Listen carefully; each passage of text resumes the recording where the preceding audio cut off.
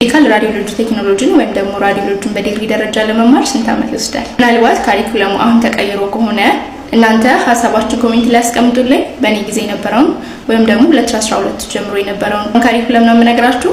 መጀመሪያ ግቢ ጆይን ካደረግን በኋላ አንድ ሴሚስተር የተማርነው ኮመን ኮርስ ነበረ። ከዚህ ግሬድ እና 12ኛ ክፍል ውጤታችን አንድ ላይ ተጨምቆ በፐርሰንት ነው ዲፓርትመንት የምንመርጠው። ሜዲሲን፣ ፋርማሲ፣ ኢንጂነሪንግ፣ አዘር ናቹራል ሳይንስ ከነዚህ ከአራት ዲፓርትመንቶች ነበር የመረጥነው። አዘር ናቹራል ሳይንስ ውስጥ ካሉ አዘር ሄልዝ እና አግሪ ዲፓርትመንቶች ውስጥ መረጥን። መጀመሪያው አንድ ሴሚስተር እንደማንኛውም ጤና ተማሪ ኮመን ኮርሶችን የምንማርበት ጊዜ ነበረ።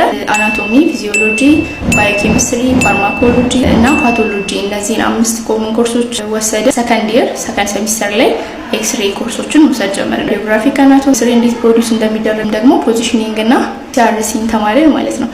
ቪዲዮ ረዘም እንዳይልባችሁ በኔክስት ቪዲዮ ቀጣዮቹን አመታቶች ምን ኮርስ እንደወሰደን እና ትምህርቶቹ እንዴት እንደነበሩ ዲቴይል ይዤላችሁ እመጣለሁ። አካውንቱን ፎሎ ማድረግ አትርሱ።